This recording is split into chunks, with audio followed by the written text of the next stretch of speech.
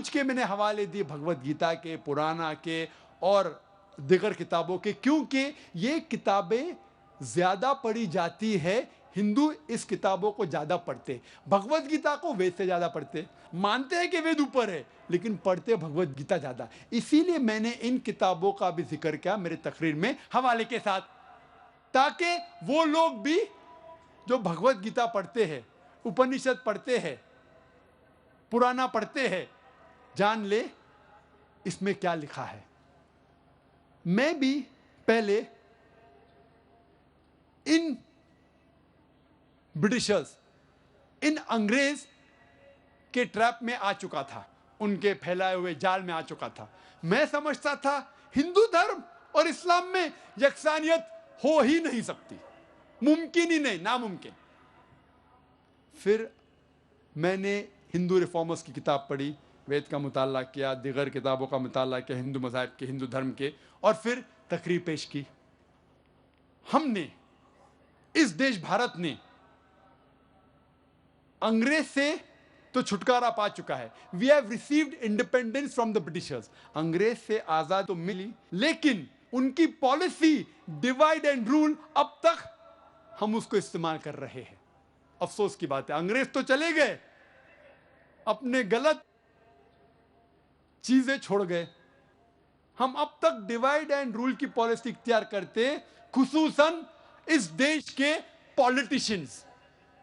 अंग्रेज चले गए, अपनी गलत हरकत छोड़ गए।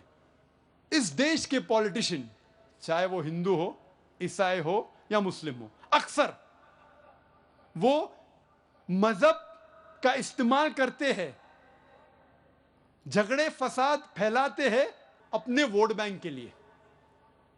इस देश भारत में, सारे जहां में, सारे जमीन में सबसे ज्यादा राइट्स, सबसे ज्यादा राइट्स, कम्युनल राइट्स, मजहब के राइट्स, दंगे फसाद इस देश में होते। सारे दुनिया में सबसे ज्यादा अगर कोई भी देश में दंगे फसाद होते हैं मजहब के नाम से, वो है भारत में। और अक्सर जब हम तहकीक करते हैं, इसकी जड़ होती है अक्सर पॉलिटिशियंस। हिंदू और मुसलमान में भेदभाव पैदा करते हैं, झगड़े फसाद करवाते हैं, ताकि वो अपनी वोट हासिल कर सके। अब देख रहे अयोध्या में क्या हुआ, गुजरात में क्या हुआ, वोट बैंक के लिए। एक आदमी ने मुझसे कहा, these politicians they add fuel to the fire. ये पॉलिटिशियन लोग अंगार में ईंधन डालते हैं, तेल डालते हैं। पॉलिटिशियंस अंगार में ईंधन डालते हैं, तेल डालते हैं। मैंने कहा नहीं, मैं इस बात को नहीं मानता हूं। आई डोंट अग्री, मैं ये नहीं मानता हूं। I don't agree that politicians add fuel to the fire, the politicians add fire to the fuel. Politicians आग में ईंधन नहीं डालते, ईंधन में आग डालते हैं। ईंधन के कई फायदे हैं, गाड़ी चलती है, प्लेन चलती है, फैक्ट्रियां चलती है, देश का बढ़ावा होता है। Fuel is used for good work. ये पॉलिटिशियंस इस ईंधन में आग डालते हैं और देश को बर्बाद करते हैं। अक्सर एक आर्टिकल आया था 2 साल पहले, दिसंबर के महीने में 2003 में। जापान कहती है कि अगले 20 साल में ये देश भारत, इंडिया सुपर पावर बनेगा। जो देश जो सबसे आगे जाएगा वो है Bharat, India. In terms of power, in terms of wealth, in terms of economic.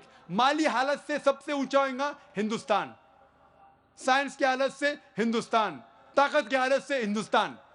हम जानते हैं अंग्रेज आने के पहले हिंदुस्तान सारे दुनिया में सबसे अव्वल था, ताकती लिहाज से, माली लिहाज से। अंग्रेज आए, लूट लिया हमारे देश को। मेरी दरखास्त है मेरे हिंदू भाइयों से, मेरे मुसलमान भाइयों से, मेरे पॉलिटिशियन भाइयों से, कि आप अपनी मजहबी किताबों का मुताला कीजिए और कम से कम जो यकसानियत है हिंदू धर्म और मजहब इस्लाम में, कम से कम उस यकसानियत पर अमल करो, साथ में रहो और इस देश की तरक्की होने दो। इंशाअल्लाह, इंशाअल्लाह वेरी सून वो जल्दी हमारा देश सबसे आगे होगा, अमेरिका के आगे, यूरोप के आगे इंशाअल्लाह।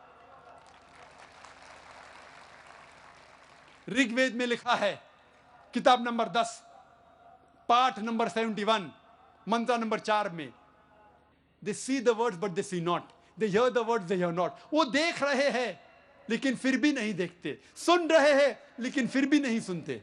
देख रहे हैं कि वेद में लिखा है कि बुत परस्ती मत करो, फिर भी करते। सुन रहे लेकिन फिर भी नहीं सुनते। कुरान में लिखा है सूरह बकरा में, सूरह नंबर 2 आयत नंबर 18 में, सुम्मुम बुकमुन उम्युन फहुम ला यर्जुन, deaf, the dumb, the blind, they will never return to the true path। वो गूंगे, वो बहरे, वो कभी भी सीधे रास्ते पे नहीं आएंगे।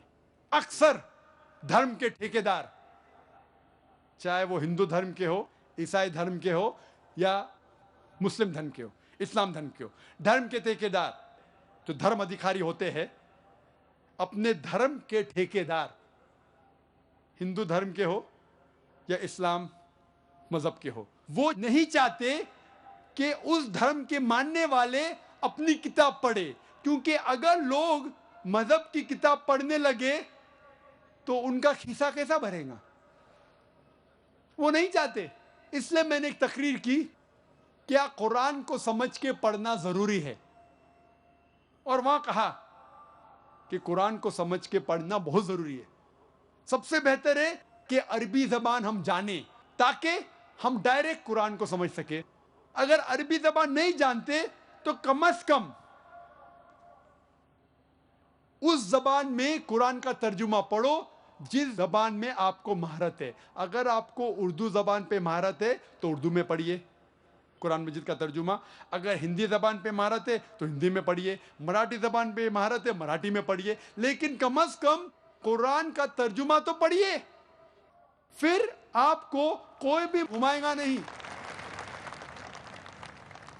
इसीलिए सर विलियम म्यो एक क्रिटिक है इस्लाम का, बहुत स्ट्रॉन्ग क्रिटिक, इस्लाम के खिलाफ है, इस्लाम के खिलाफ लिखता है। फिर भी उसने लिखा 200 साल पहले कि कुरान एक वाहिद किताब है, एक वाहिद मजहबी किताब है जो अब तक इसमें मिलावट नहीं है 1200 साल तक के।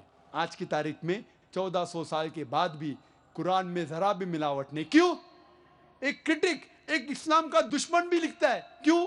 क्योंकि कुरान नाजिल हुआ है अरबी जबान में, और कम से कम 15 से 20 करोड़ लोग दुनिया भर में अरबी जबान जानते हैं। कोई कुरान में मिलावट कर ही नहीं सकता। 15 से 20 करोड़ इंसान अरबी जबान जानते हैं, लेकिन दिगर मज़ाहिब की किताब जिस लैंग्वेज, जिस जबान में लिखी गई है वो डेड लैंग्वेजेस है, मरी हुई जबान है। Hardly handful of them know, चंद लोग सिर्फ जानते हैं, तो मिलावट करना बहुत आसान है। इसीलिए मेरी दरखास्त है हिंदुस्तान के गवर्नमेंट से, इस देश भारत के गवर्नमेंट से, हिंदू भाइयों से, कि आप संस्कृत पढ़ो, अपनी किताबों का मुताला करो, अपनी हिंदू धर्म की किताबों का मुताला करो, वेद पढ़ो जो सबसे अहम किताब है, और फिर जानो उसमें क्या लिखा है। और आज हम ये वादा करें हिंदू भाइयों, मुसलमान भाइयों, कि हम कम से कम, इख्तिलाफ तो है हमारे मजहब में, मैं ये नहीं कह रहा हूं कि इख्तिलाफ नहीं है, इख्तिलाफ तो है, हिंदू धर्म और मजहब इस्लाम में है, उसको छोड़ दे। कम से कम जो चीज यकसा है हिंदू धर्म और मजहब इस्लाम में, कम से कम उसके ऊपर अमल करे, कम से कम वो चीज अमल करे जो यकसानियत हिंदू धर्म और मजहब इस्लाम में है। इन दोनों धर्मों मजहबों में लिखा हुआ है कि भगवान खुदा एक है, खुदा का कोई भी बुद्ध नहीं है, कोई भी प्रतिमा नहीं है, उसका अवतार नहीं है। हम खुदा के पैगंबरों में माने और आखिरी पैगंबर मोहम्मद सल्लल्लाहु अलैहि वसल्लम में माने, ईमान लेके आए, आखिरत में माने, उस खुदा की किताबों में माने, और ये मान ले कि ये जिंदगी आखिरत के लिए एक इम्तिहान है। इंशाअल्लाह हमारा देश तरक्की करेगा, ये दंगा फसाद बंद हो जाएगा और हम आखिरत में भी सफलता पाएंगे। मैं तकरीर को ख़त्म करना चाहता हूँ कुरान मजीद की आयत से। सूरह यूनुस में सूरह नंबर 10 आयत नंबर 108 में अल्लाह ताला फरमाते हैं, अब सच्चाई हक आप तक पहुंच चुकी है, अगर आप इसको मानेंगे तो आपके लिए बेहतर है, अगर इसको ठुकराएंगे तो आपका ही नुकसान होगा। मैं आपके ऊपर वकील नहीं हूं और मैं आपके लिए जिम्मेदारी नहीं ले सकता हूं। वाखिर दावाना अल्हम्दुलिल्लाहि रब्बिल आलमीन।